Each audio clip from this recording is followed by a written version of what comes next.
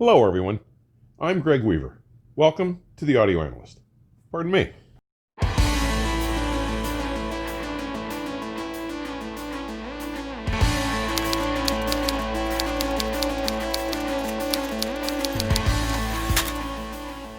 This week, I have a real treat.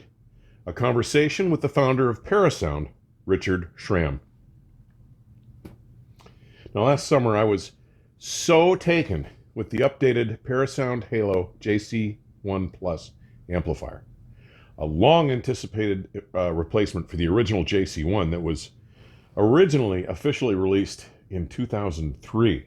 It's a long run for an amplifier. That I reached out to Parasound to see if Richard could find the time to sit down and chat with me. I can't tell you how happy I was when he said yes. So sit back and relax as I share my conversation with Richard. All right, everybody, here he is. This is Richard Schram, founder of Parasound, and he's agreed to join us and share some of his insights and background with us. And let's get going. How you doing, sir? I'm really well. Happy to be here. Thank you. I'm glad you came. We've passed in the halls over the years. I don't think we've ever really spoken, but I got to tell you, my opportunity to review the JC1 Plus was very much appreciated because that's a monster, and we'll get there eventually, I'm sure. But I read and understand you grew up in the Chicago area, correct? Yes. Yeah, and that you actually were enrolled in Northwestern University Department's music program at like 8 years old. Is that correct? It was a preparatory program, so I wouldn't want to overstate it, but it was an awesome program and a great opportunity. So private lessons during the week and group theory on the weekends. Wow. And just dreaded recitals that were made my ice blood run like ice. Now, what did you play, sir? I played piano, Ah. and after I got to be good enough to sort of choose my own repertoire fairly early on. My folks there's always a lot of music at home, multiple recordings of the same piece by different artists. And so I found that I had somewhat of, the equivalent of perfect pitch for music. And so I was able to play, or at least I thought I could, some of these really advanced pieces. And people said, my God, what sensitivity, what insight. But all I was doing was really parroting recordings that I liked. And some of them were French impressionist, which I still like a lot. But the big disappointment for me was I didn't realize that I wasn't really learning how to finger, and I wasn't really learning how to count. It sure sounded good though. And when I was 16, I figured it out and I stopped playing. Oh, wow. Do you have any recordings from that era? Do you have anything that did you keep any of those things? None that'll ever see the light of day. Well, that's a fair answer, I guess. I was just curious. So I guess you grew up in a house full of music. Is that how you got involved in music and got started with it? Yes. Yeah.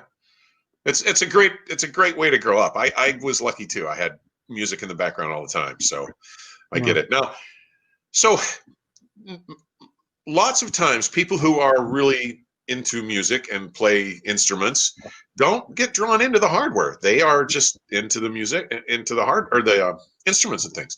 So what drew you into the hardware, sir? Well, that was something that I could understand. What drew me in really was I had an opportunity on one summer afternoon, because I used to be able to ride my bike to the school. I wandered into an Allied radio store, and the first thing I noticed was air conditioned. I think I'll hang around here. In the back was the listening room. I didn't know from stores or listening rooms. And the store manager was making a pitch to a couple. And this is when the only stereo was 7.5 2-track tape. And I listened and I was stunned. In fact, I remember it was a 1957 recording of Stan Kenton's intermission riff. And that's what I heard, played on an Ampex with the powered Ampex speakers. And that changed my life. I'll bet. And from there, it was like, okay, check out the magazines, build kits, like half of my colleagues in the business, I'm sure. But there was another element to that. In 1958, I think it was 1958, I had the opportunity to stumble into one of the Fine Arts Quartet was doing a live versus recorded presentation in a local Muslim auditorium near where I was going to school.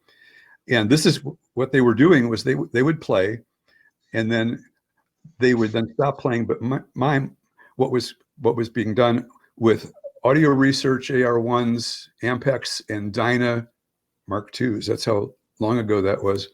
And the audience was, gosh, I can't hear a difference. Well, in 1905 or whatever, they said the same thing about Caruso recordings. You couldn't tell live from recorded.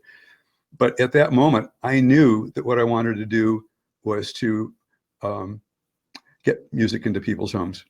And that's all I've ever wanted to do. And I've been so fortunate. That's all I ever have done. That's an absolutely wonderful history to be able to say that when you've gotten as far as you have with it. Now, so you did some sales and worked in the business, right, before you started Parasound? Oh yeah. Yeah. Yes. I had an amazing run of good luck.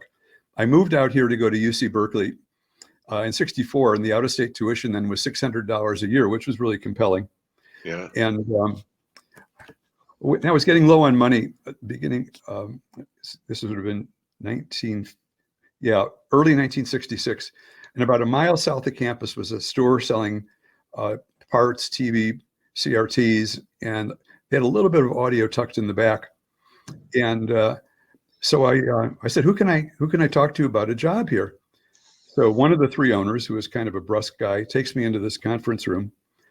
And so he's looking at me. He's a little impatient, didn't want to be interrupted.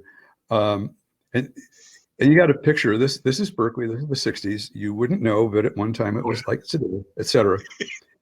And so I really tried hard to be as humble as I could. And I looked at, he said, "What do you know about this?" And I looked him in the eye. I said, "Probably more than you do."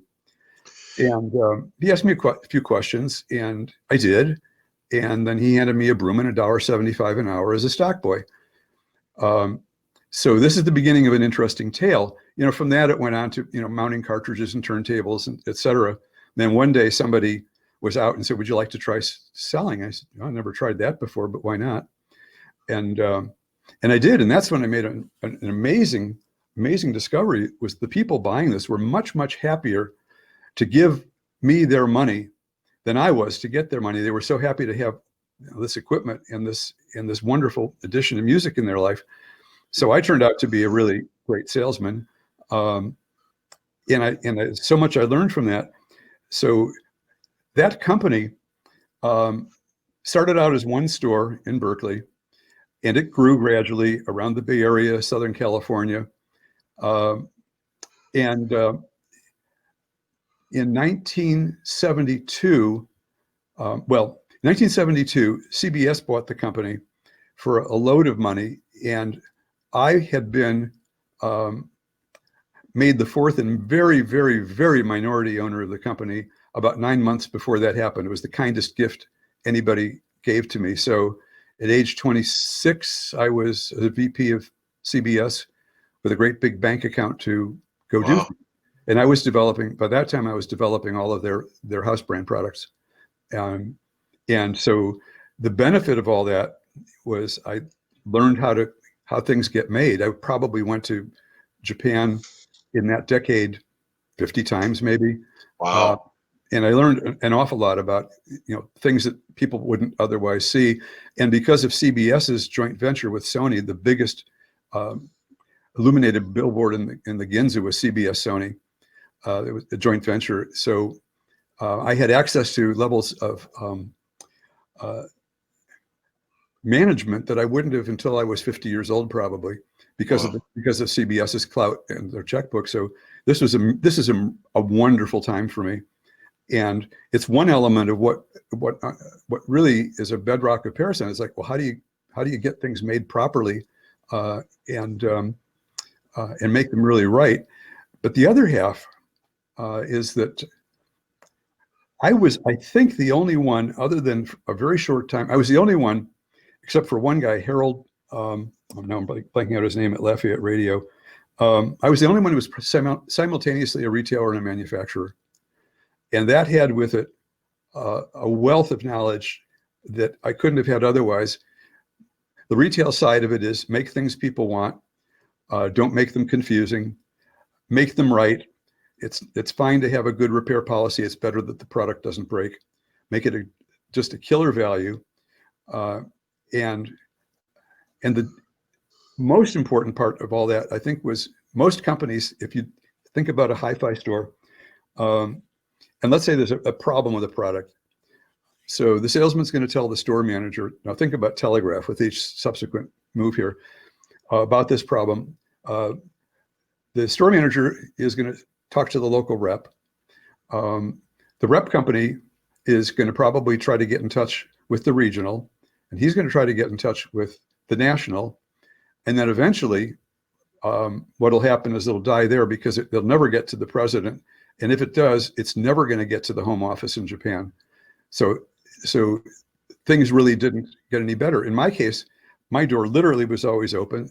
These guys knew they were working for the biggest audio company in the planet at that time, and they weren't shy about expressing their opinions, and I was glad to get it. And so all of this was really something. Parasound never would have existed without this incredible opportunity I had, and that's really rare, and I will cherish that forever.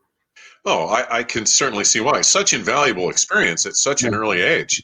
I mean, there are people that have probably worked their whole life that never had opportunities like that. That's amazing.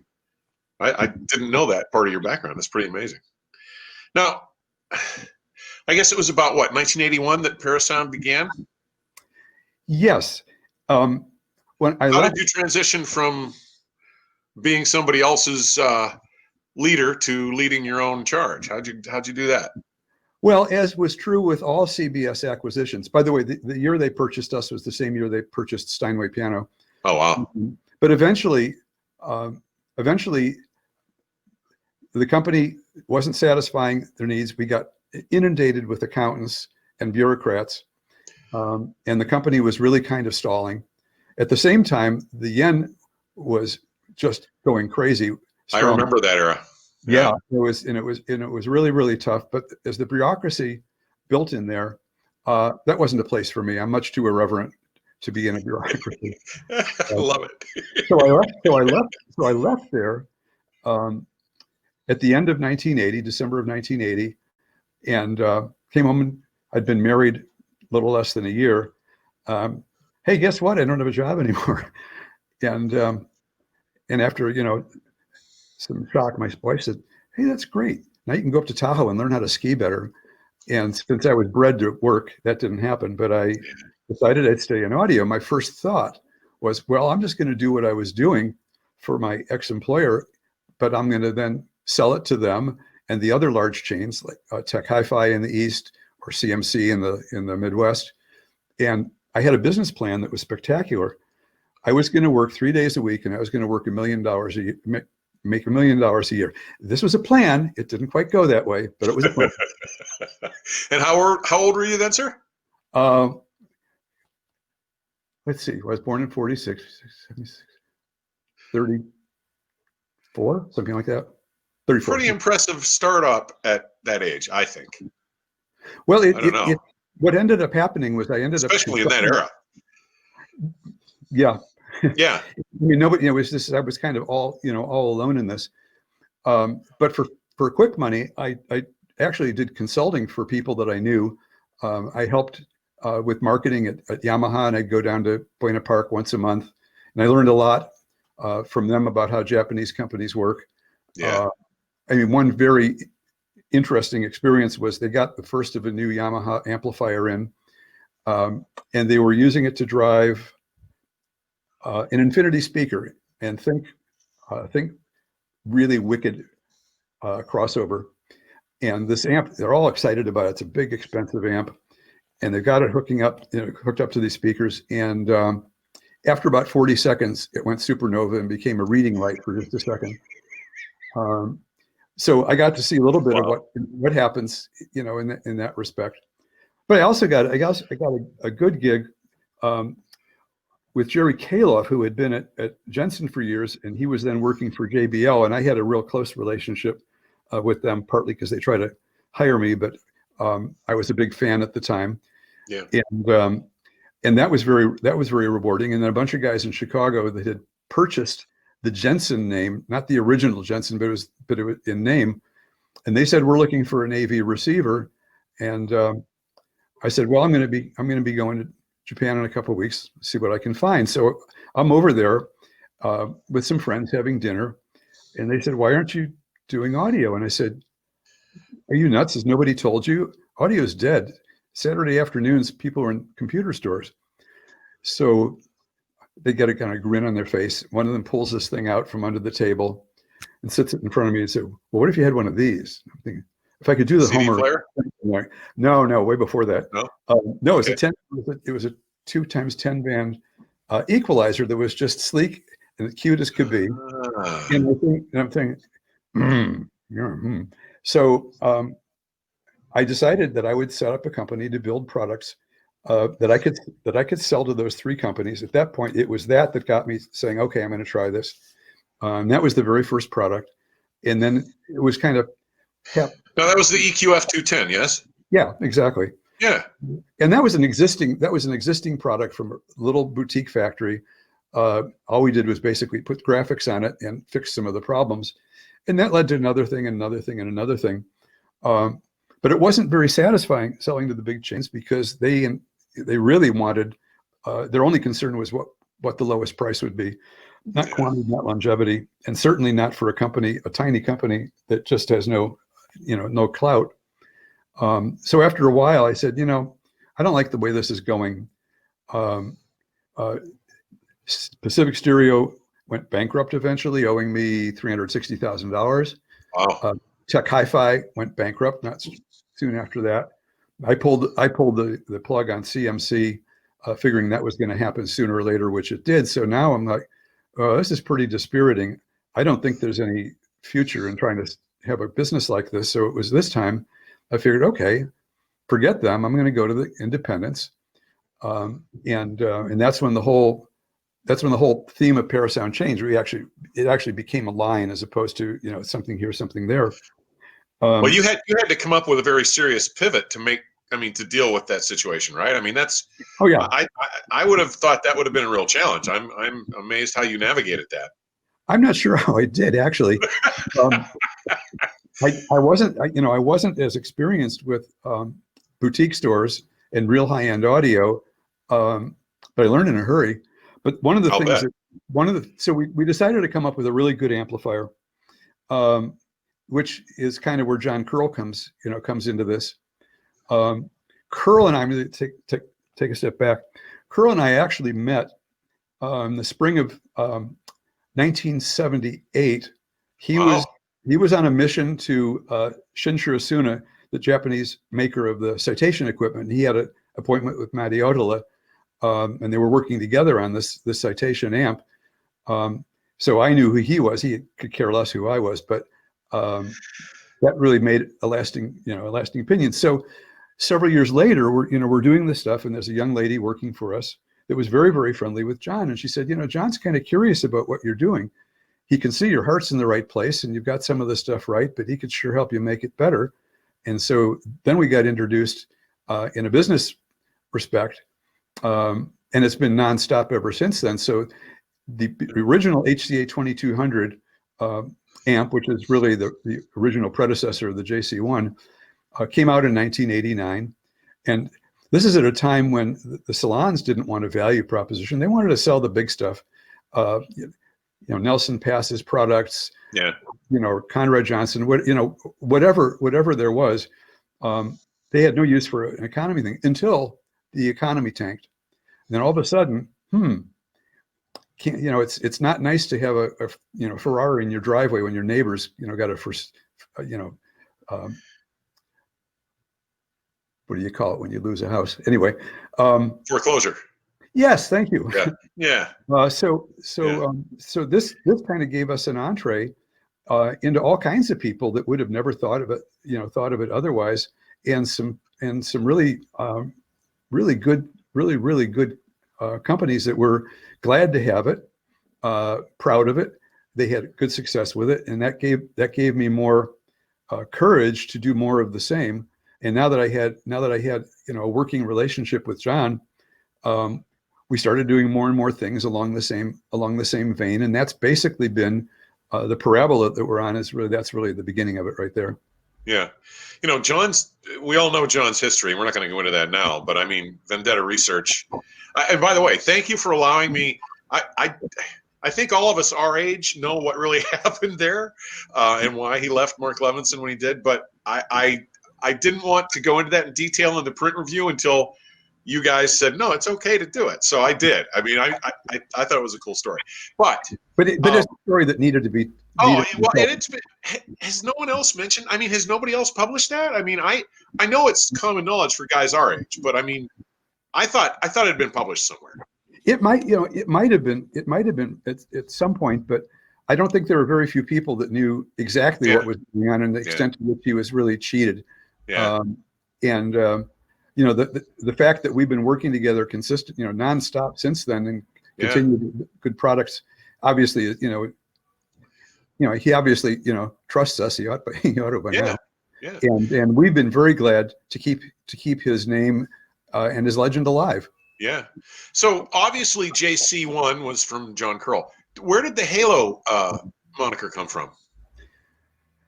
In 2000, I engaged, let me go. It was very clear in looking at, the original 2200, the predecessor of the JC1, it was a black box like everyone else's black box. Right. Same dimensions and same boredom.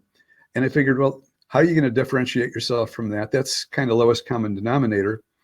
Number one. And number two, there were more and more women involved. What had at one time been Dad's den, don't touch it, was now becoming the family home theater.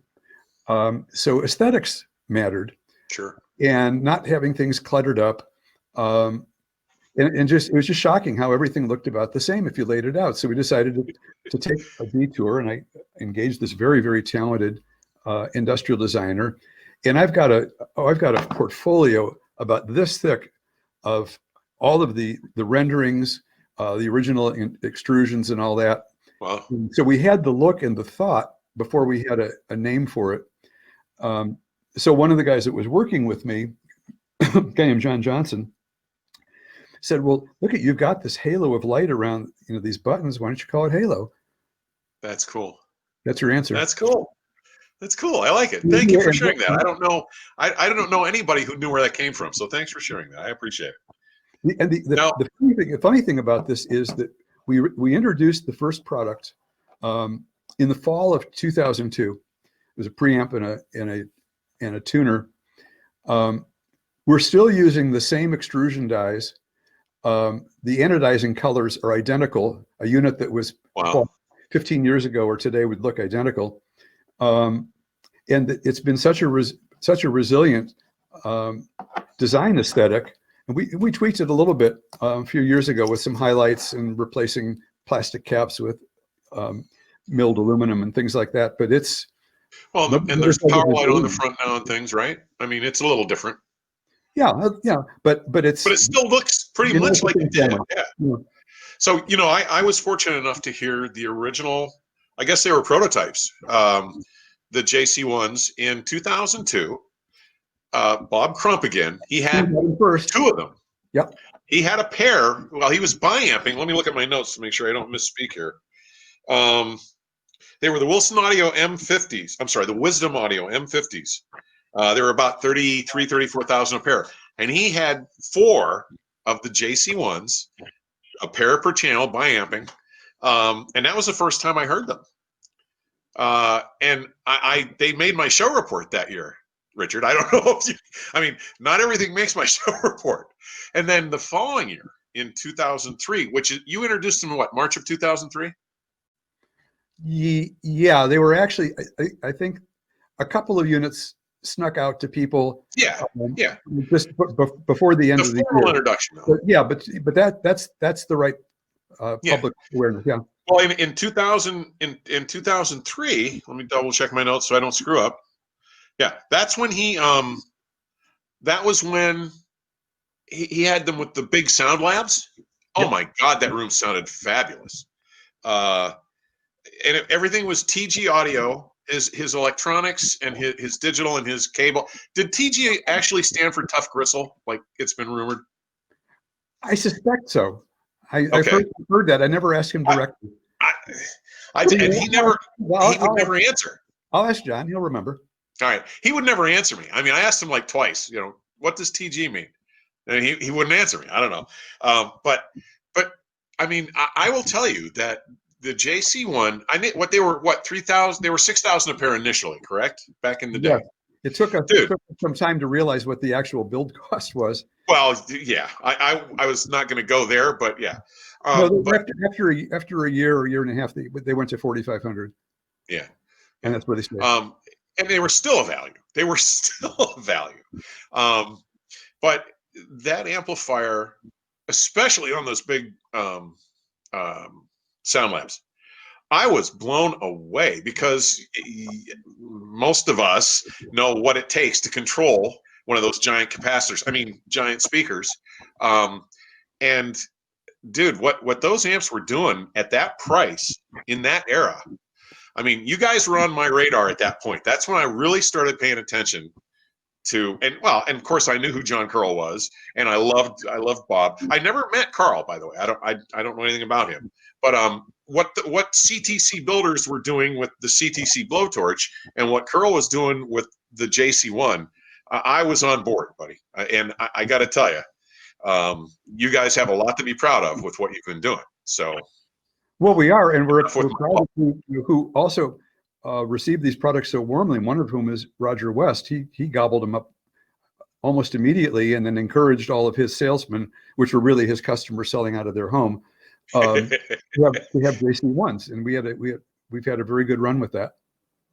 It's a fabulous product. And I mean, I assume you read the review I published on the JC1 Plus. No, I wouldn't have dreamed of it. Well, dude, I don't know. Some people don't. I mean, you'd be surprised. I read every word. Okay, all right. So I personally think I got it right, and I personally think I liked it more than some other people who have reviewed it. And I personally applaud you guys for, granted, with inflation and parts costs and and all that, they're a little more expensive, but they're still probably, in my estimation, the best value under $25,000 in the marketplace. They are stunning amplifiers, and I thank you again. I have a pair here that I can use as reference for in that price point. They're staggeringly good. Now, the differences at first blush between the original and this model seem to be more. Okay, larger capacitor banks, better designs, everything is like ramped up. And I don't know if that was, I don't know if John had any inspiration in terms of the circuit differences, or if it was just all like making everything better because of newer technologies, newer parts capabilities, newer materials, that kinds of thing. Well, you raise a really good point. All of these products are developed collaboratively. The real core, where the sonic differences are going to be, is pure curl, and we do our best to honor that. But there are things that John's less interested in, the size of the caps, the size of a power transformer. The JC1 Plus power transformer weighs 36% of the full product, and it's got a very, very special core that comes from Sri Lanka that enables it to do what it does. But the real impetus for this was John was thinking, and he came up with a better way to do an input stage, and realizing that everything starts at the input stage, and really came up with a beauty. Dude, they're stunning amplifiers. I mean, they're stunning amplifiers. And other things like an additional completely independent power supply for the input stage. So it's got its own R core transformer that doesn't do anything else but take care of the input stage. Just one example of what was lavished on this. Well, I still think, at the price you're at, granted, I actually was curious if you guys had trepidation over going to that price, because you guys have long been seen as the value guys in high end.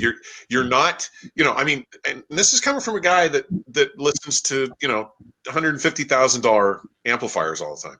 But I still think at what you're doing at what are they? They're just under 17,000 for the pair now, right? Yeah, they're 990, I think. 995 a piece. So yeah, 16,990, dude. They're fabulous amplifiers. So, well, do you have any trepidation about that pricing, or were you worried? Our product planning meetings are usually pretty lively, sort of bloodshed. Sorry, that's funny. And there were two schools of thought about it. We knew that the JC1, was underpriced, and we just, we kept it going. So the size of the leap seemed to be daunting to some of us and less to others. And we really had some serious discussions. But when we looked at the product and we considered it, we realized that the JC1 Plus, at its higher price and this point in time, was a better value than a JC1. Yeah. And so we could have sold it for a little bit less than that, but there didn't seem to be a point to it, since why devalue it? I'm sorry. Why devalue it like that? It's selling. I'm convinced, because it's already an iconic product. We may be selling more of them because of where we priced it. Because if people say, look, if Parasound can give us this much value for $9,000 a pair, what is it going to be, if it's $17,000 a pair? And the answer is, a lot of people. Holy crap! We're selling. We expected. We thought, okay, this is a pretty high price point, and maybe it'll do about one. We were so wrong. The first production run was sold within 3 months, and now we're scrambling to get more of them. So we're at a rate of about 3 times as many JC1 Pluses as JC1s. Wow. Well, you guys are balanced at that precipice where, there are some people who don't take a product seriously if it's not expensive enough. And there are those who are looking exclusively for value. So you had to balance that very carefully, I think. But I got to tell you, there's nothing at the price of the JC1 Pluses. You got to get to 25 or 28 grand before you get something that can touch them.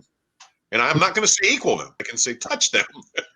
Well, this idea of pricing and people, wanting to spend money. I'm friendly with a lot of people that make these things. Dad D'Agostino is a good guy, and everybody likes him. He's got a very different approach. He's got a very different ethos. And he's got his side of the street, and I've got mine. But we love being in stores that sell products of that caliber and price range. Just because somebody comes in the store doesn't necessarily mean he's willing to or can afford, $250,000 amplifier. We'd love to be the bargain, alternative to that. And that's a really good place for it. With Macintosh, boy, we'd love to be in every Macintosh store, because there's, we'll eat them alive. I'll bite my lip. Well, and we do.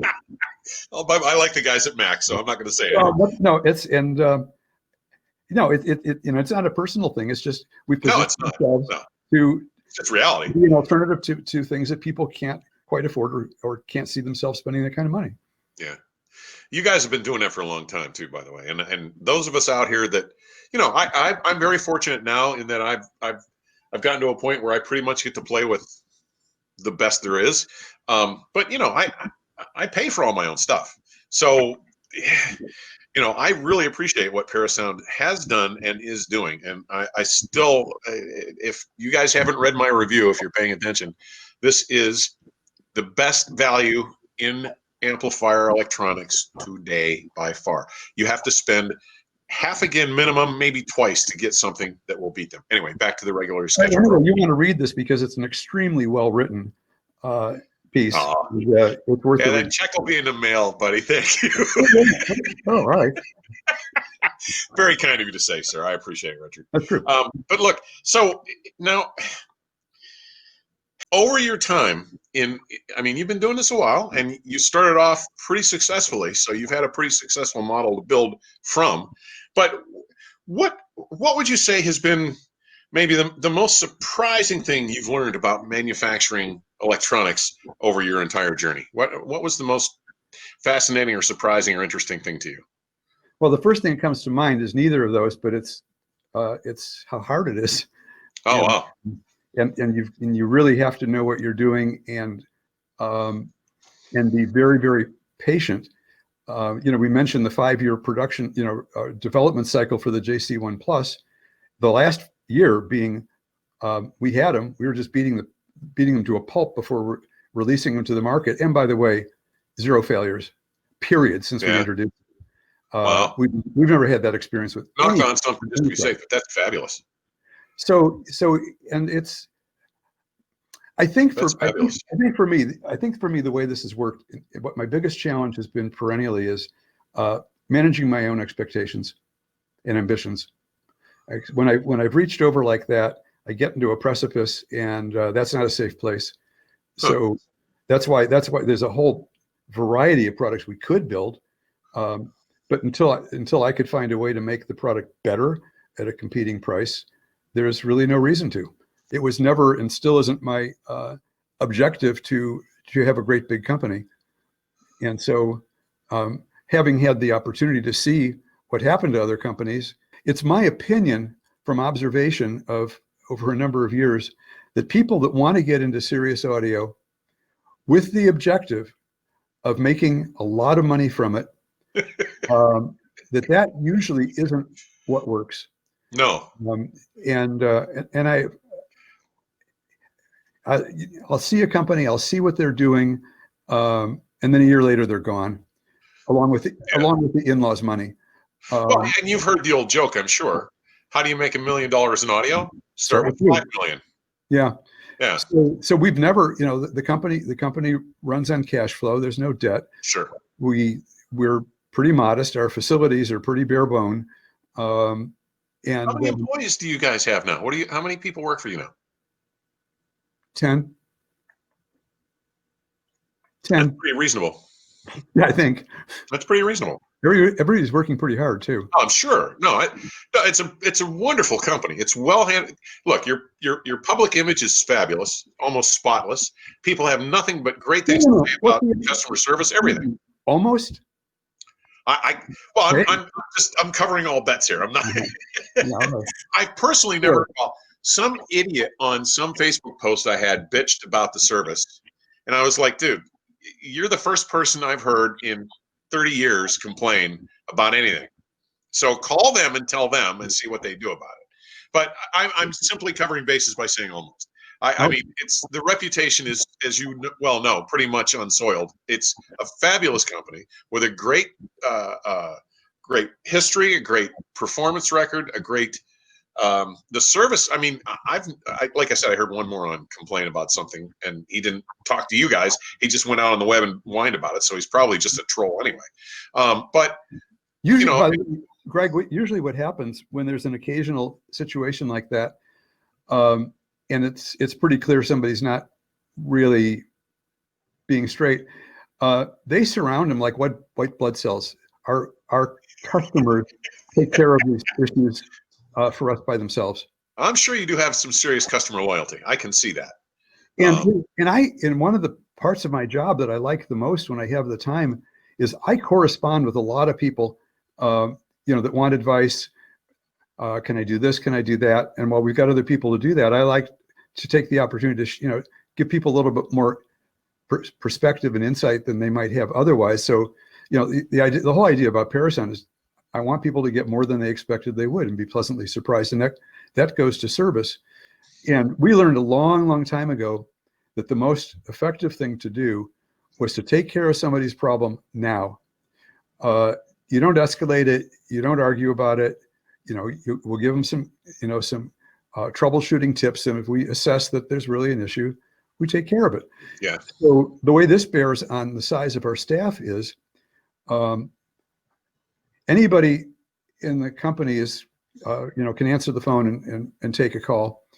And if it turns out it's this kind of a call, people understand that the objective is that you're going to do your best for this person at the first time. And so that person at Maytag that you might have cursed out, and that's what he hears all day long, is probably feeling pretty gloomy. And how motivated do you think that person is to come to work the next day and get beaten up all over again? And it's just like a vicious circle. What happens at Parasound is something comes up. Anybody answering the phone is empowered to take care of the problem.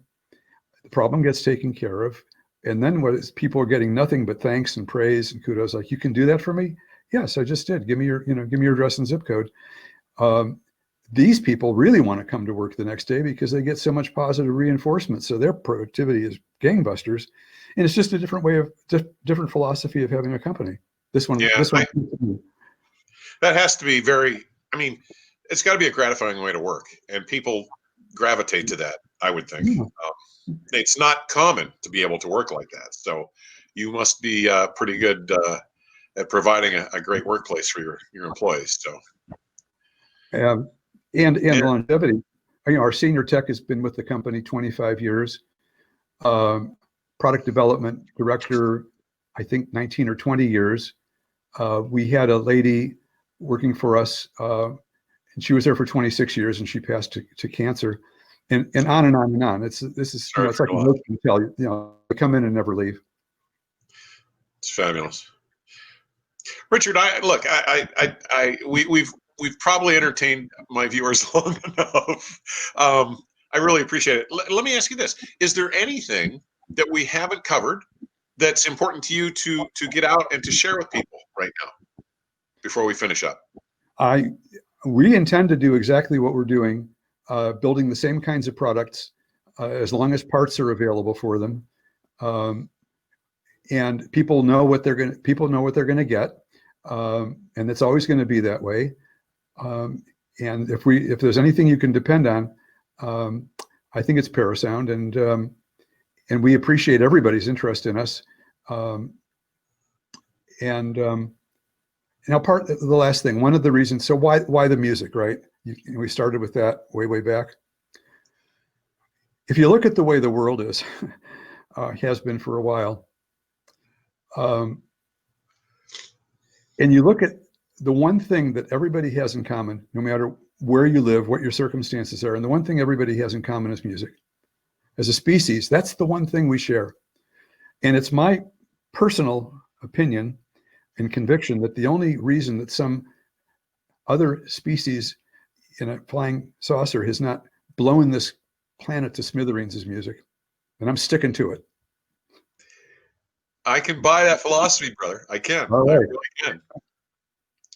To me, anybody that knows me knows that it's not that I wanted to spend all this money.